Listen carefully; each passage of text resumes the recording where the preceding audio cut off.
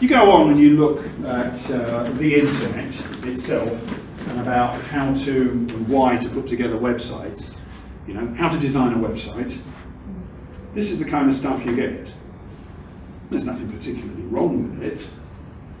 It just doesn't necessarily, I think, talk about the right stuff. Because what it's going on about is things like, you know, a web designer would lay out all the fine details of the site usually using a combination of Photoshop and Dreamweaver. Well, yeah, that's what you do, but you haven't even thought about why you're on the web even in the first place. Yeah. If you look at, you know, building websites for dummies, chapter 1, go and look at other people's websites. Well, it's not that that's necessarily a bad thing, but it does kind of assume that all their websites are right. And again, it doesn't tell you anything about the key issue, which is local search. If you look at more stuff about e-commerce, what does it talk about? It talks about where to get a shopping cart. Yeah? It talks about, oh, well, you're going to need to go into fulfillment, so you're going to need to think about your premises, you're going to need to think about warehousing, and all of this good stuff. Not whether you should be doing it at all, and if you were, who you'd be selling it to. So the internet readily jumps you straight to the answer when you don't even know what the question was that you were trying to answer in the first place.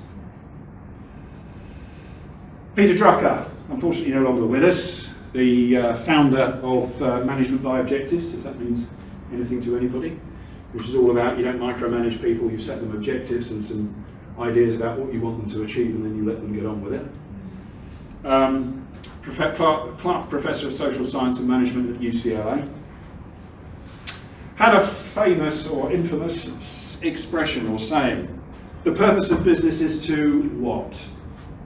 What is the purpose of business? Make money? No, that is a consequence. You don't make money. Your business does not make money. That is not what you do. It is a consequence of doing something else. Provide a service? Providing services, we're getting there, but what do you provide services to? To meet the needs of your consumer. Customers. Customers. Yeah? The purpose of business is to create and keep customers. You make money off the back of it. Yeah? If you do those jobs well, you'll make more than if you do them worse. But that is job one. Creating and keeping customers.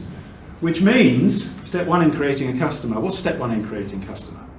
What's the first thing you have to do on that journey from somebody you don't know to somebody who's a customer? What's the first thing that needs to happen? You just create a relationship. Right? Create a relationship. The first part. They find you. You create an inquiry. Yeah? Somebody actually says something. They don't look because they haven't made an inquiry. They have engaged with you. That is the first point from which you have a chance of creating a customer. Which means you all have to be exceptionally good at talking. If that's your medium. If that's your medium. Yeah, you have to be very good at creating inquiries. Yeah? If you're going to be good in business, yeah, you need to be good at providing service, but your business will only really be sustainable and grow if you're good at creating inquiries. You know? It is the lifeblood of being in business. It's the difference between success and not. Which doesn't necessarily mean failure, but it doesn't mean a lot of success. Now, my question is, you know, out of all of that, the issue is who are you trying to reach? Yeah, if your offer doesn't match with what customers are looking for, no inquiry. Yeah, I want to buy eggs, you're selling cheese.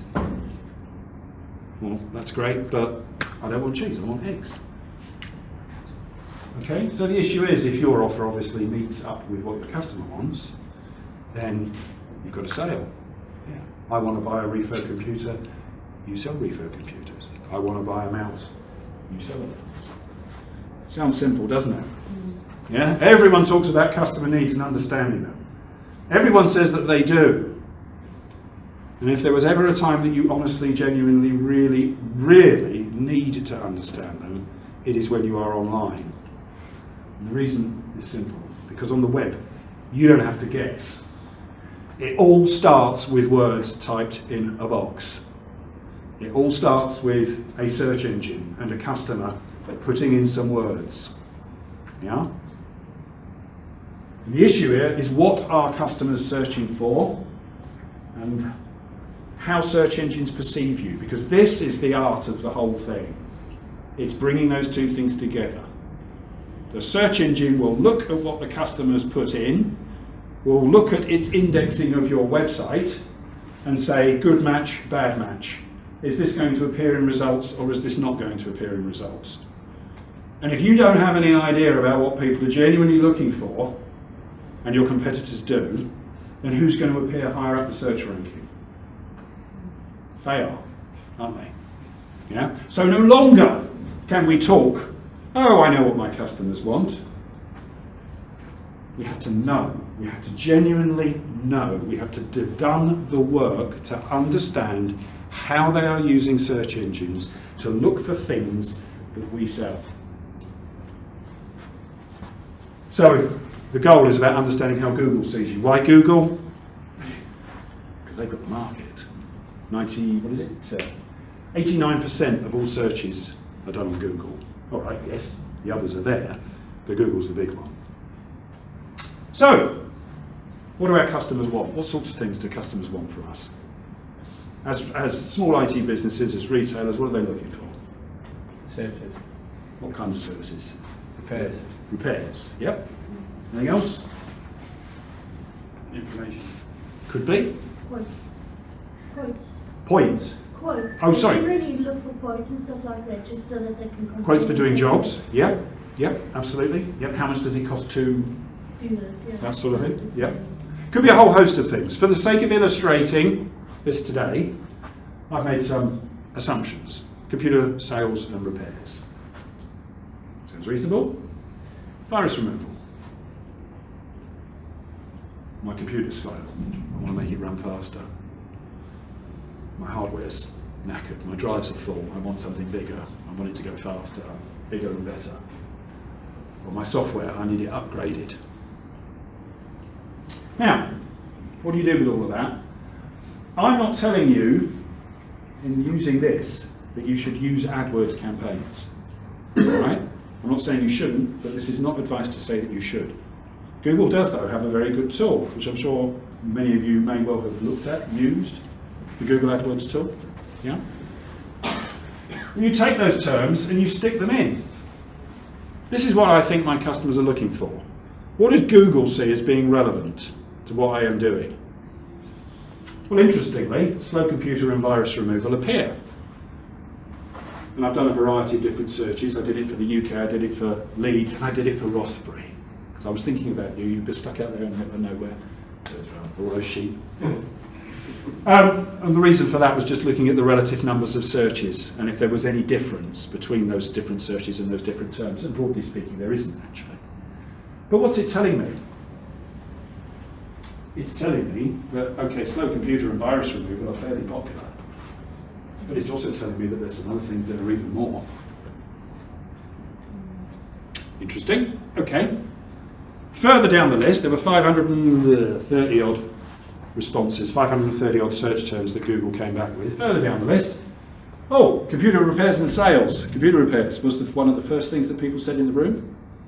How many times is that getting searched for in the UK on a monthly basis? 10.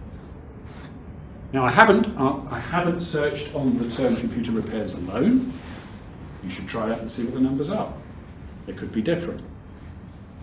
And you need to do that research. My point here is what we're doing is looking at the match between what I think I offer and what my customers want. Yeah? Because this tool, which is trying to sell me AdWords, and therefore is trying to sell me AdWords that will work for me, is telling me that, well, in actual fact, hang on, those terms that you're using, there are better ones. Yeah, do you follow? So what? The consequences are, as I said, yeah, computer repairs and sales, if that's how Google perceives your website, once it's crawled all over it and spidered it, that's how Google perceives you, it's going to rank lower because less people are searching for it. There are terms that you could use that would lead to more traffic coming to your site. Slow computer virus removal kind of content would push you up. The content that appeals most, Why is my computer slow? Computer running slow and free virus removal. Now already you can see, hang on a minute, if I had pages on my website titled, why is my computer so slow? And I had content in and around that, that's clearly going to push my website up. Yeah? If I had content on my website about free virus removal, yeah? Simple hints and tips, stuff we can do. You've heard me talk about hints and tips, guys, before. Yeah? It's an absolute goldmine for you. I'm not telling you to sell the silver, just simple stuff that people could do for themselves for free.